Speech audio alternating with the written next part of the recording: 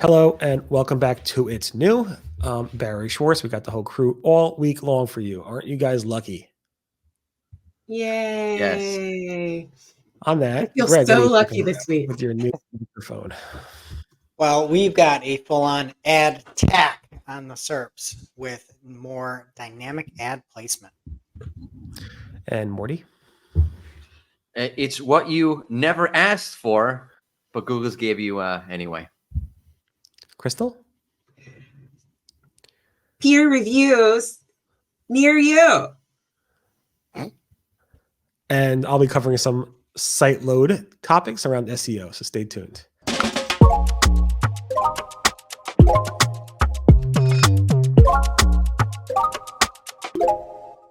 Okay, in a story from Barry Schwartz over on Search Engine Roundtable, I know him. There was an example of somebody looking for a dumpster rental in Orange, Ohio. Maybe they're moving out of the country already. Maybe they're going to start a dumpster fire. Who knows? Who knows? But they were trying to rent a dumpster in Orange, Ohio, and there was seen in the wild a placement of an ad. It's hard to actually tell what position this would be, but sort of mixed right there in with the SERPs for Dumpster Express in this case. And you can see that they also had like a deal asset, formerly known as extension, that's like listed right in there. So another example of Google mixing some of those ads within the SERPs themselves. I think this is fine. I'm an advertiser though. As a Google user though, we talked about this a few weeks back with that video that got like 2 million views about how Google was broken, where you load the results and you can't find anything you're looking for above the fold. Like, I think this is the move that they have to do if they want to raise some of those organic listings above the fold, I would say. So, it's not like less ads, it's just like less intrusive ads or less ads above the fold. So Jenny did confirm this to you, Barry. She said it's not uncommon, and we've been experimenting with it for a year. So just more examples of this in the wild. And I generally think this will be a good thing because it won't be so top loaded. I don't know. I think it's very ungoogly. I mean, Google's like, we always keep the ads separate. And back in the old days, like, we're going to make sure that these are ads and these are put in their little corner and they're not going to be mixed.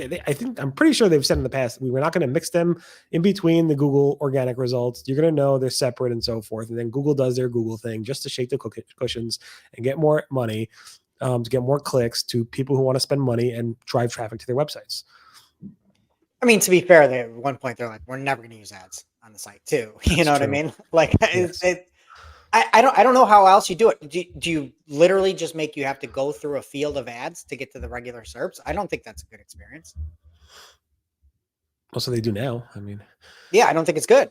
I think we're seeing these videos of people complaining about it, people showing all these issues where you can search for something and you have to literally scroll multiple times in some cases to find it. Right. I get it. But they literally had to change the definition of what they call top ads to no longer be called actual top ads. So they actually made a definition change back several months ago to their help documentation to say the definition of top ads are no longer top ads. They're the ads at the highest. They're the top ads within the search results, but they're not the top search results. Whatever. Right. There's no positions anymore or anything like that. But yeah. I'm not a fan of this. I'm sorry. I mean, but whatever. I'm old fashioned Google. But I know you want to talk a little bit about PMAX stuff also. Yeah, and you might not be a fan, and I still love it for it, Barry. Got to come together. Okay. So Google's also rolling out brand guidelines for PMAX campaigns. This was announced in GML. This is a nice little feature if you really are trying to make your ad, a lot of those ads that you see that are responsive ads that all kind of look the same.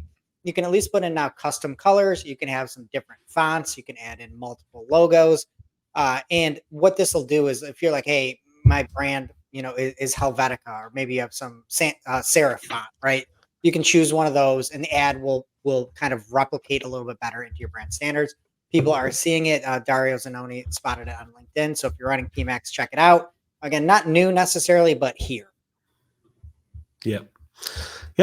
Yeah, it seems to. I don't know if you've seen it before, but it does seem the only new aspect of this is that it wasn't announced back at Google Marketing Live, like you said, and now it's starting to roll out to some people. But I always wonder when this would happen. This whole AI overviews and people also ask Morty.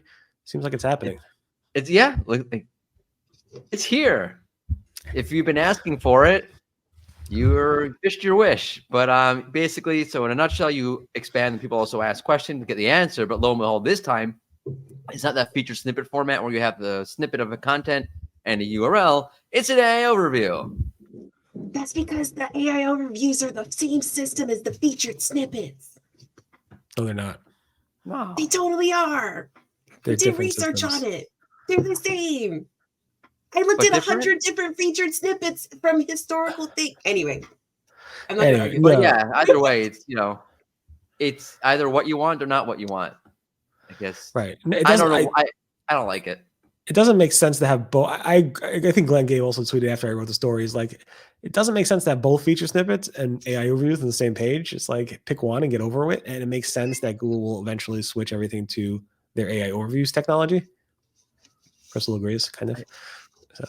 I do. I mean, this I should publish I don't want the summary thing. Like, I just want it should be like snippety or. You can always go to a different search engine. If you don't want it, just go somewhere else. You can always leave the country and go to some other search engine. Fine. You know what? I will leave the country. In fact, I will leave the country so fast, I've already left. Are you at least 6,000 miles away? I know a good dumpster company. 500 in New York. Anyway, we can always get those reviewed, right, Crystal? Okay. So if you wanted to review, your favorite dumpster fire, then you might write an article on it. And according to some folks who have been watching the SERPs, you might get a little tag. So basically, Sachin Patel has spotted that for some review articles, you get a little thing that says so many, 4 out of 5 stars, reviewed by featuring the author. So the example that he shared on now you can check it out on Search Engine Roundtable is from outdoorgearlab.com, 7 best running shoes for 2024. And it's got a little thing on it, a little a little review snippet that says reviewed by Ali Akuri. And I checked this out, and on the article, Barry say that you think it's partially being pulled from review structured data. I've gone into the rich results, and they definitely have review snippets structured data in place. And it says the name of the author, and it says the author page as well. They also have on the page, because I'm just that kind of nerd, they also have the article markup as well that has that information as well. So they are doing that in that place. And on the article itself, they also have review editor instead of review editor Ali Akuri, for instance.